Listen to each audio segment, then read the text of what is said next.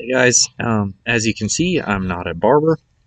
I'm at my house right now, but I wanted to kind of bridge the gap of some things that I had filming to try and explain everything going on in the video. So, first off, I'll start off by showing you a video of one of my better laps from the weekend. It wasn't my best.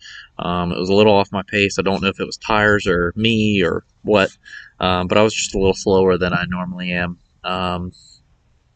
And then I'll cut into some modifications, modifying the seat bracket so that I fit in the car a little better. I'm modifying the shifter. I'm replacing the shifter assembly because I had a couple Viper members reach out to me and say that there's an aftermarket shifter that works really well and helps with missed shifts, which is important because I missed a shift one time in the S's at Barber and spun. It just put me in a real bad spot, so I'm kind of tired of missing that second to third shift, accidentally going into fifth, or money shifting into one. So that's why I want to address that. And then I ended up changing the cross brace for the transmission as well as the transmission mount itself. So stay tuned and enjoy this lap video.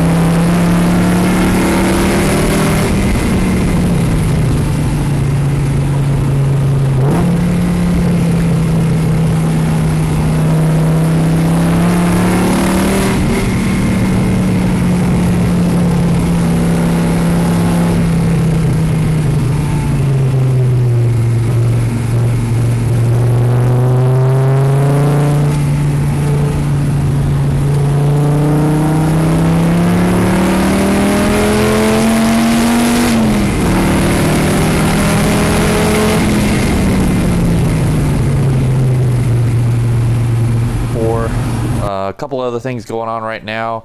I'm messing around with the seat because right now the center of the seat is too far towards the driver's side. So let's see if I can get the angle right. If you look from the back of the car through the rear glass, you'll note that the center of the seat is actually still like right over the curved part of the roof, which these cars are known for the double bubble, which is basically the profile of the roof is contoured so that two drivers or a driver and a passenger can sit in there with racing helmets and fit.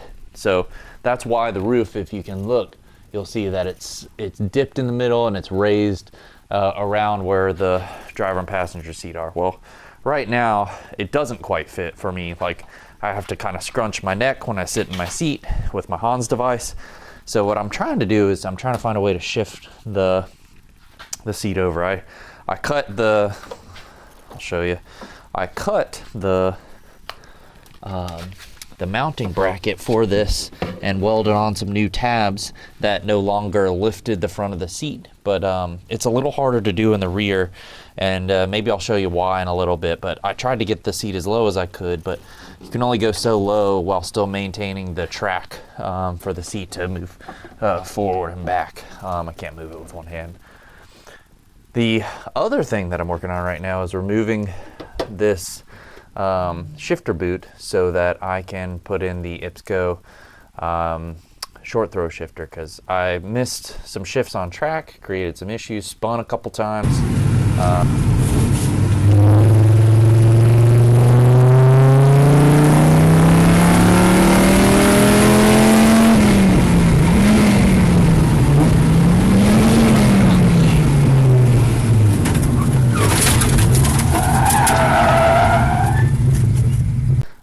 Going from second to fifth instead of third. I even went into first and money shifted it once. So I'd like to eliminate that. And a lot of people told me the IPSCO short throw shifter would be something that would help with that. So that's what I'm working on right now. I'm trying to shift the seat over, and I'll continue working on that. And I'm replacing the short throw shifter. All right, so I just got the rest of the shifter boot off. Took the seat out for ease of drilling out these little rivets. There's the shifter, so there are 4 bolts that I've got to get access to in order to remove it. So I'll do that here next. I had a real trouble getting these rivets out. They started spinning almost immediately after drilling them out. So I had to use a step bit in order to drill the rest of them out, but I destroyed my boot in the process. So what I'm gonna do is I'm gonna peel the rest of this rubber off and make my own shift boot with some spare rubber that I'd ordered from McMaster Car. So hopefully I can simulate another boot here. And then as I was telling y'all earlier about the seat brackets, there was like a significant angle downward to these tabs, or to the tabs that were on the bracket originally, and so I cut those and welded on some straight brackets to take about 1 inch of lift out of the bracket. I'll clean them up and make them look a little better, but I'm actually going to try and cut all new brackets and shift the main seat plate over as far as I can, because right now I need it to really go a little bit farther. It's just not enough room for my head inside the car. All right, so it's been a couple hours of a lot of different stuff. A lot of cutting, a lot of grinding, a lot of very little welding actually. It's just a lot of cutting and grinding. So as you can see, I've got my seat mount mounted now. What I did was I ended up cutting off the back tabs off of the stock, or not the stock, but the aftermarket plate I bought. And I cut holes in these 1/4 inch rectangular shim stock or whatever. I went ahead and cut holes, or I drilled holes in the tabs, and then I located them on the seat mounting points, and I did that on each side. And after I got the measurements right to where they all lined up, I went ahead and tacked them down. So that it's a little bit more secure. So now I'm going to finish up welding them, and then we'll test fit the seat.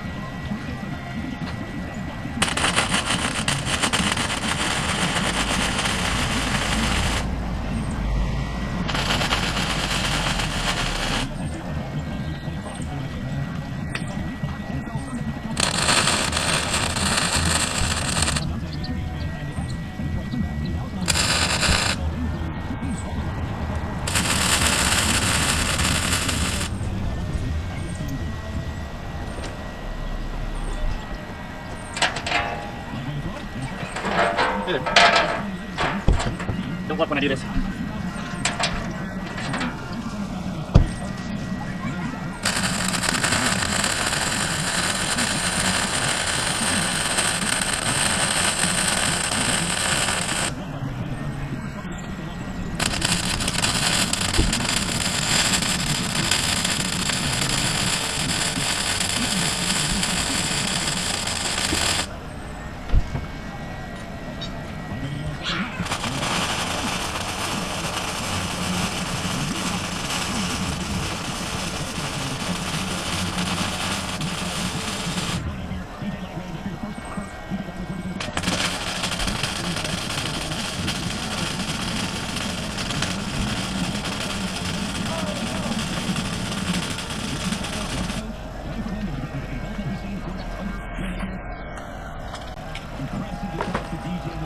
All right, so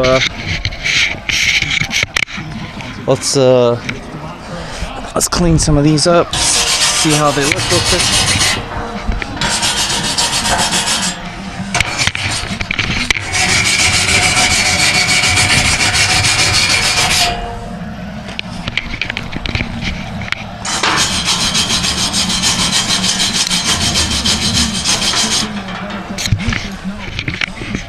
Maybe I can set this down.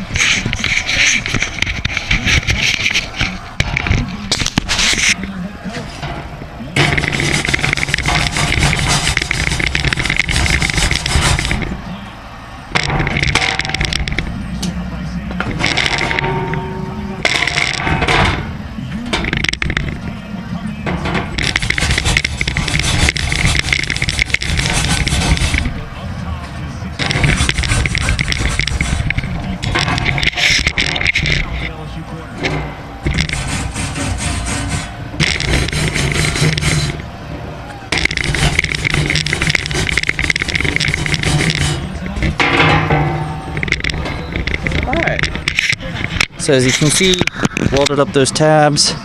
Can probably come back. I'll probably grind them, clean them up a little bit, because I do have to be careful with some of these back ones, because the tracks on the seat rails that move back and forth, they need to have room to clear that. So I'll probably have to grind that down a good bit. All right, so some updates.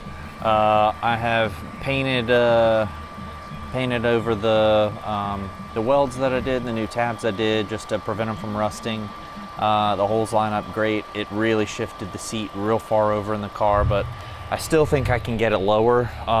So what I did was I drilled some extra holes. I'll probably hog this one out to give it some room to shift back and forth. I did the same thing with the other bracket, but what I'm worried is that when I lower the seat onto that the seat tracks, the handle in order to move the seat tracks won't be reachable. It won't have enough room to lift up and engage these sliders. So what I think I'm gonna have to do is I'm gonna go to the hardware store and find some half-inch tubing that I can make myself to extend out farther underneath the seat and angle it downward a little bit so that I can reach it after I've lowered the seat a little bit more. So that's what I'm working on right now. All right, good morning, guys. As you can see, I made a little progress. I went ahead and painted really pretty crappily. I just sprayed some paint over everything that had raw metal exposed, just to kind of prevent it from rusting. The thing that I'm going to work on today is I'm obviously going to mount my sliding brackets, and then I'll mount the seat brackets, the side mount seat brackets. But the thing I'm worried about right now is that I've lowered this. I've drilled some lower holes in the side mounts of the seat brackets, and as you'll see, I've drilled some new slots. Yeah, they look terrible, I know. I'll try and clean them up if I can. I drilled them a little lower so that I could move the seat down and gain a little bit more clearance. But unfortunately, when you lower the seat, this arm doesn't have enough action to engage the sliders and pull them out of their tracks. So it basically won't allow you to move the seat back and forth. So what I've got to do now is form a longer one that maybe bends down so I can engage the slider tracks with the seat being lower. So I picked up some half-inch tubing to try and make my own with. So I'll probably try that here in a little while, but right now I'm going to assemble the brackets and test fit the seat first and see what I'm working with. So let's start with that. So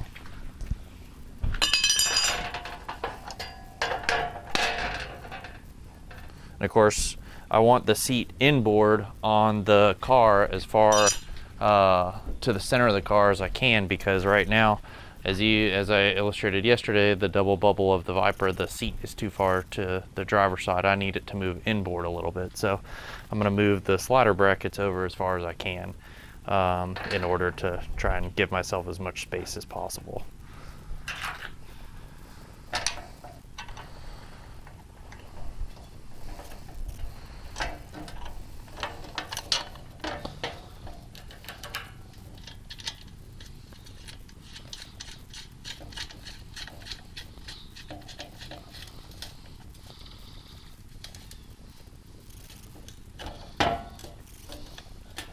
Okay.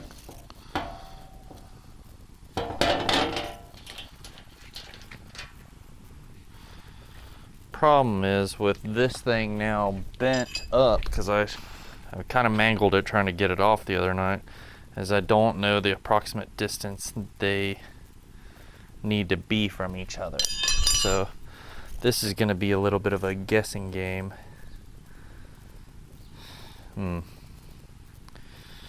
Interesting.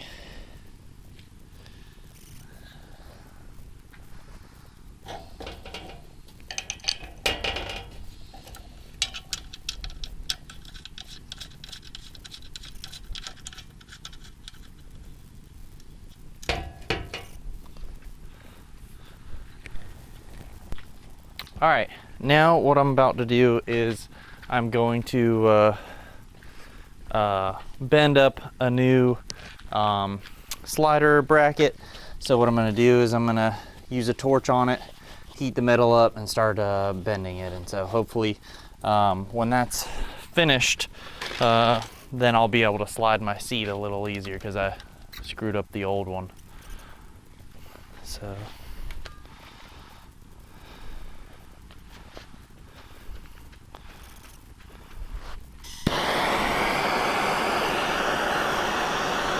need to be blowing away from my plastic hold down so that I don't melt it. And then as this heats up, I'll start bending it. I'll bend it that way, which will simulate it going in.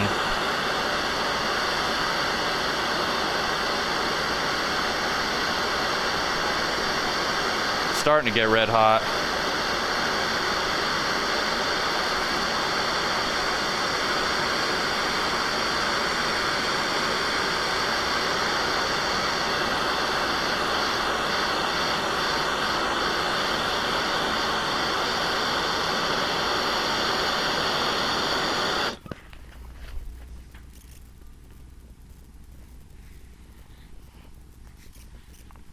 Okay. All right. I'll let that cool.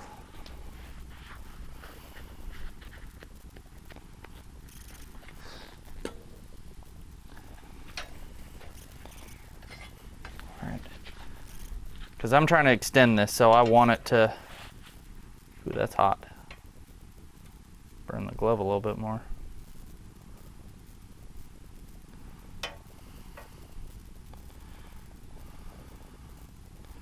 So I'll probably try and bend it down too at that point. Like if I'm sliding it completely sideways, if I'm going completely sideways, I may want it to go down too. So let's try and hit it at that same spot and at a downward angle.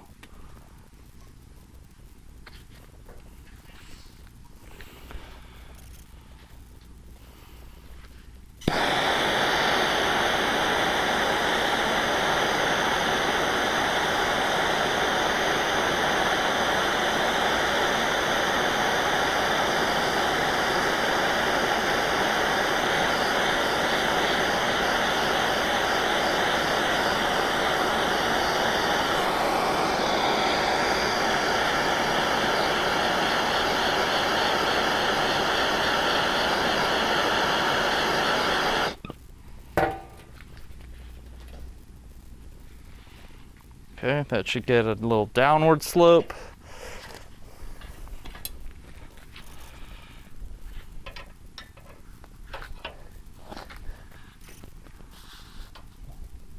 Not a ton so far.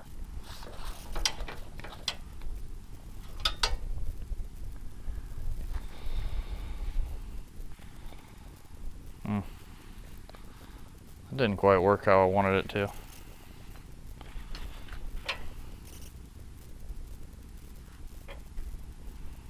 I guess it's just depending on the direction that you point it.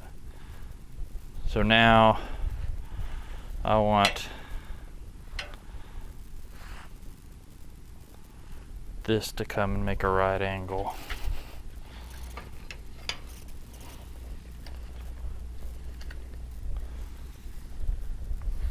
All right, so let's try that.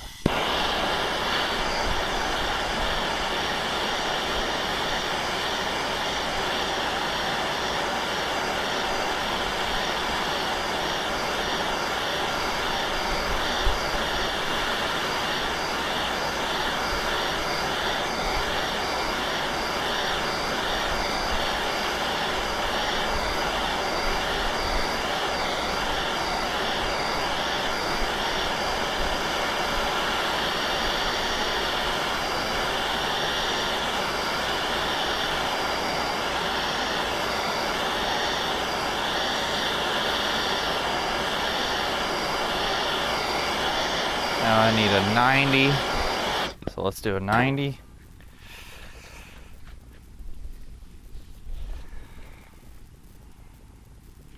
Hope that wasn't too much, because it doesn't look like it liked that very much. Yep, I did that way too far.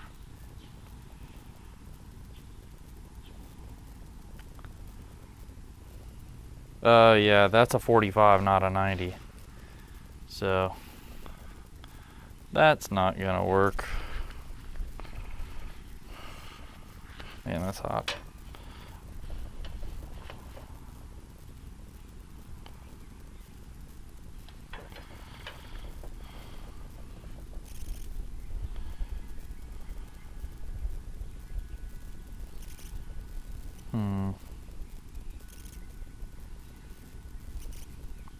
I may have to try and cut this and weld it together, because I just bent it too far.